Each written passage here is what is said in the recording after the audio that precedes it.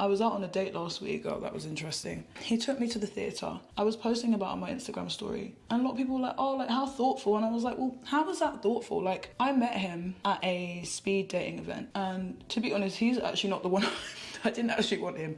There was somebody else that I wanted and we had like good rapport. But one thing about me, you have to finish the task. When I was at the speed dating event, probably the only guy that I really was attracted to, we actually did get to speak and we had a nice rapport. But I felt like he thought that I should finish the job. At the very start of the night, we were talking, then we kind of split off. The speed dating event came on. Towards the end, he came out of his way to come and find me and talk to me.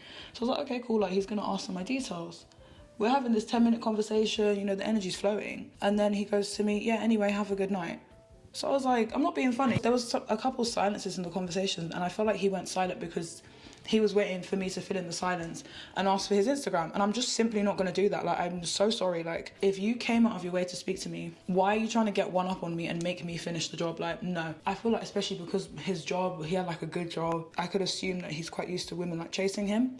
And so he wanted to do that for his ego. And I was like, well, I guess we'll never speak again, because to me, it's a precursor to what any form of relationship could be. It's like you do something, a nice gesture half the way, and then you expect me to be grateful. And yeah, it's a bad omen. I'm not here for it. Like, it could all be so simple. Like, he could have just been like, yeah, what's your number? I'm going to take you out next week. But instead, you just kept bantering with me back and forth. Probably realised, oh, she's not going to ask for my number, and you're damn right, I'm not asking for shit. If you can't even finish the job on the initial approach, we shouldn't speak. We should not speak. So yeah, he's off into the ether and I'll never see him again. And I don't give a fuck because I don't want a relationship like that. But anyway, another guy decided to, he actually did follow through, and he kept talking about how much he loved the theatre and how he wanted to take me to see Lion King. Now, I don't really give a shit about the theatre, but I said to myself that I wasn't going to take any initiative when it came to men. If you're going to take me out somewhere, I'm going to let you take me where you think you should take me. I'm not giving people hints because I just want to see, you know, what they're capable of. He insisted he wanted to take me to see Lion King. I said, cool, whatever. Then we start talking. He's like, oh, also, do you mind if our first date is in December? Mind you, I think the speed dating was actually at the end of October. He goes to me, oh, do you mind if we have our first date in December because I'm going on holiday. And this week I've got lots of life admin. And I said to myself, in these dating experiences, I'm just going to be frank. I'm going to be frank, I'm going to be Lampard. I haven't got time for this.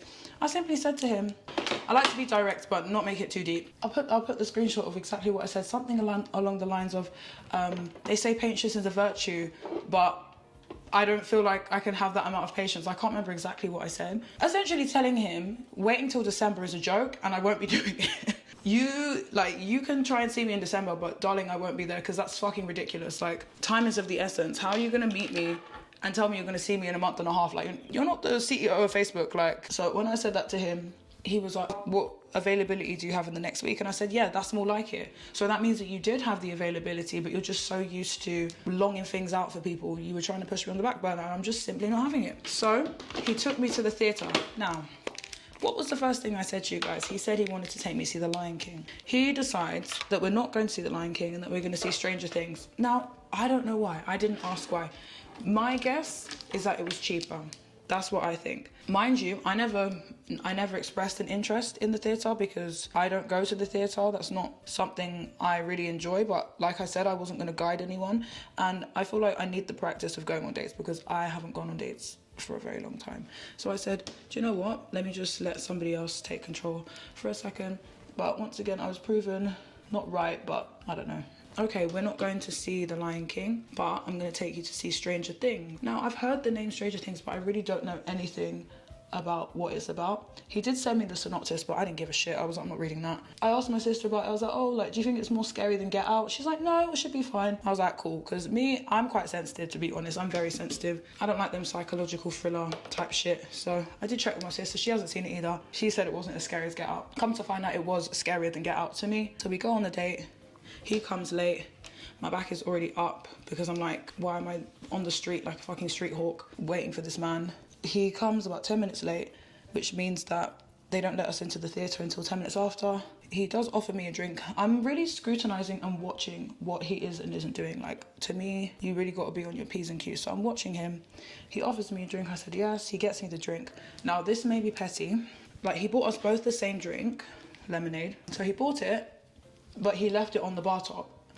I thought he should have picked it up and handed it to me, because I was thinking, even if I was buying something for like my sister or my little brother, I would just finish the job and pick it up and hand the item to the person. So I kind of gave it 30 seconds, let the drinks like chill there a little bit, but then I could see, oh, this man is not going to pick it up. So I said, okay, let me pick up my drink off the counter. Now, to some people that may be really small, but to me, it's just about, just finish the fucking job. Yeah, so that's just my standard. I'm kind of like, I'm not being funny, like my friends would even do that for me, like just finish the job. It could have been due to thoughtlessness, it could have been due to whatever, but I didn't like it. If you make someone food, you don't just leave it on the counter, wait for them to pick it up. I don't care if it's petty, guys, this is how I think, okay? This is really how I think. Also, another thing, I came looking nice, objectively nice. I will show you a photo. I didn't even get a compliment when I walked in, which I didn't like. When you put effort into your appearance, it's very important for not only your significant other, but anyone around you to acknowledge that effort. You look nice, I like your shoes, blah de blah, nothing. I didn't like that. Just keeping it real, I didn't like that shit. So we eventually go into the theatre, we go to watch the play. Yeah, it's psychological thriller. I don't like that. I was quite disturbed. It was very overstimulating, a lot of crash bang wallop. I also don't think a play for a first date is it's not a good first date, to be quite honest, because you can't talk to the person, and what are we supposed to do? We were late, we didn't even go to dinner beforehand. If you really wanted to make it interactive, you would have been like, let's go to dinner beforehand. But no, you just said the play, maybe because you want to save money, I don't know. A lot of it I don't really understand. Who cares? I just don't really care, okay? There's parts of the story I like, but overall it's very overstimulating. Comes to the intermission, he gets up, he gets me a drink. We're kind of talking, but the conversation is like nothing to write home about. It's not very exciting. I don't know, there wasn't really oomph to him, that if there even was going to be chemistry, there was no chance for that to really develop because of the setting that he had chosen. It's like, did you forget this was a date? I think the whole setup was kind of wrong. We kind of discussed parts of the play. It almost seemed like he was more interested in the play than actually getting to know me. I don't know.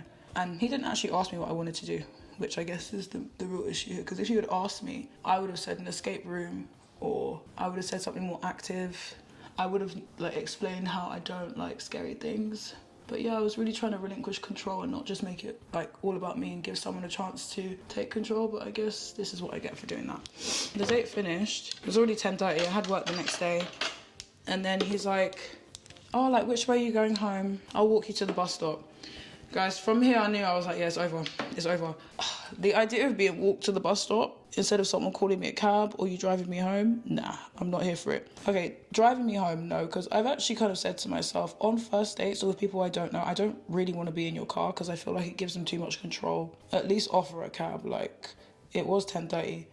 But he's like, oh, text me when you get home. I'm thinking, but if I get killed on the way home, what, like, who gives a fuck? Like, that's one of my worst things. I hate when men say text me when you get home. It doesn't matter. You don't care how I got home because you didn't do anything about it. Maybe this is too much to ask for on a first date. I don't know, but it is just how I feel. I'm not going to pretend I don't feel the way that I do. I messaged him. I said thank you because I don't want to get into the practice of being disrespectful. I don't think that's necessary. I will just know for next time, like, we're probably not going to see each other. It wasn't the worst date ever, but I don't think the real thought and consideration was put into how this would actually help advance our relationship, help us to get to know each other. Nobody really thought about that. It's very important for me to just say how I feel instead of pretending to be someone else. So also another thing I have to tell myself is not to give people my Instagram. They should strictly be getting my number. I'd actually rather people have my number than my Instagram because people are too passive and they just sit back and they just watch you from afar without having to do anything to get to know you, so they think they know you. If I'm being so real, I have a type. I have a type. And I knew from the jump he didn't meet the type, but I said, let me just try it anyway, and I need to stop doing that. I need to stop doing that. I know what I like. I know height-wise, looks-wise, personality-wise. His personality was not cunty enough for me, you know? You need to be a bit of a pretentious cunt, you know? That's where the fun and the challenge comes in. If you're just a bit too agreeable, it's not really for me. I like a pretentious cunt. I'm going out. I'm going to an astrology event. I found it on Instagram, and it's essentially a mixer where you send your birth time and they match you up to other people who are like compatible. And I just thought, what have I really got to lose? This can't be any worse than staying inside. I don't ain't no putting on still many bills. So tell me who had up ahead. When your friends treat you better than a nigga can. Baby going hard, so they got a umbrella. Bad black spider doing donuts like Dilla. They ain't ring bells, we humble the best men. Penthouse please. destined. Pull up with some thugs who purpose are destined. Okay, do you want me to be really honest? That event was kind of underwhelming. The actual content of the night, I think it lacked specificity. I remember when I used to go out and I would come home and be like, I want to do that again. I went that day and I was like, that was fine. And that's not really good enough for me anymore. I met some people that I enjoyed talking to, but I'm really waiting for that excitement, that pull. And I feel like sometimes a lot of these spaces, they lack that. There was a panel where they were talking about astrology, but I think it was a bit vague. Again, it lacked specificity. So I know a lot about astrology, but I know if I didn't, then I would feel quite lost. I don't really feel like there was a clear objective. It's not factually based, so it's kind of hard to track. There was someone doing like birth chart and tarot reading, which I was interested in, but they didn't really allocate the cue or the timing properly, so I didn't get to have a reading. Towards the end of the night, said she only had one space left and that it cost £15. So I was like, do you know what? I'll let the other go in front because I'm not paying £15 to be rushed. I'd probably rate it like a 6 out of 10, but many of that is chalked up to the fact that I felt warm coming home, warm going there. I liked the way I looked and I was happy that I was able to talk to people. The actual event itself, I think the ambiguity of the substance of the event just made me be like, maybe I'll even put it down to a 5 then. Like, I'm not saying I know everything even though I do, but like, I don't know, I think that my requirements have changed so much. I'm like, what's the objective? What's the point? I like things that have lots of order, and there they kept being like, oh, you can do this if you feel like it. I feel like when you give too much like ambiguity and a lack of structure, people don't know what to do. People actually need to be led. People are not as self-led as you think. Like when you're in these spaces, you want to know what you can do, where you can go, whatever. And also one thing I don't like is like incomplete games. They had a bingo and nobody won the bingo. And I'm very competitive. I care about stuff like that. So I was just like, okay.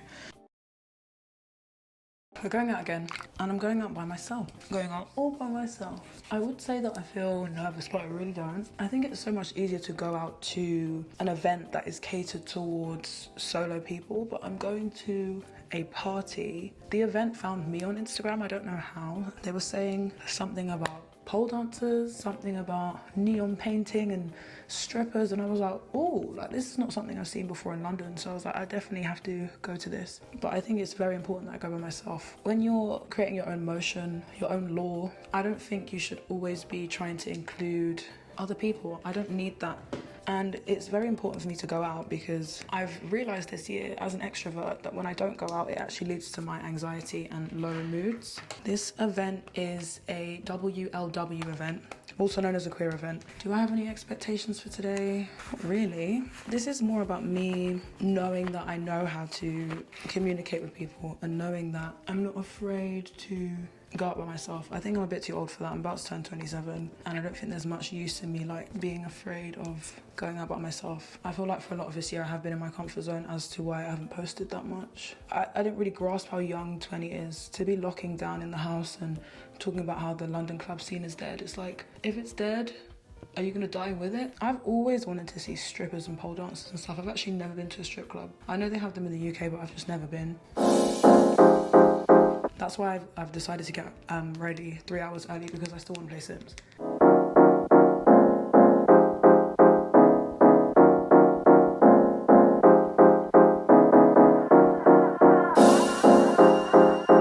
This makeup has taken a lot longer than I thought it would. I'm thinking these shorts and a white top. Where is it? A white tank top and some form of heel. What do you guys think? What do we think? I like it. It's extremely plain, so we need some jewellery. You see, ideally I would need silver jewellery, but I don't have any. So we're just gonna work with what we've got. Maybe this. Should I put on this one as well? I never wear them all together because I always think it's too much, but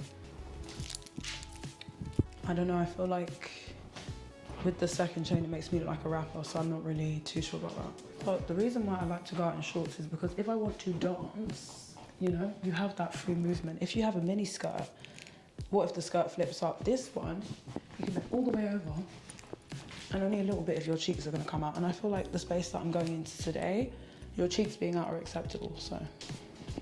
We're gonna try it on with some shoes now.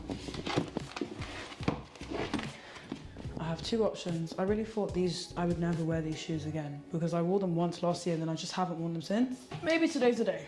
Okay, Let's try these black ones. Strap them up properly, but what do we think? I think it gives my foot a really nice arch. It's like, I don't know, it gives like, I don't know, jazz hands model something. Anyway, it's nice, but I think with the lack of accessorization in this outfit, it's a bit too plain.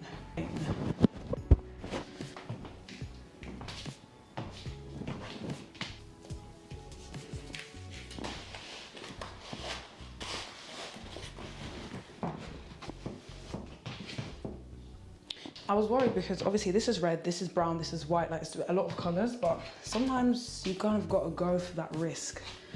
I think it gives the outfit a bit more edge because again, we're lacking accessories today.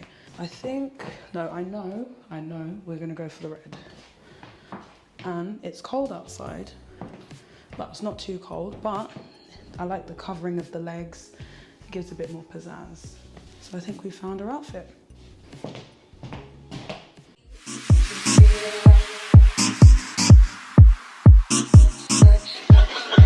Roll the dice.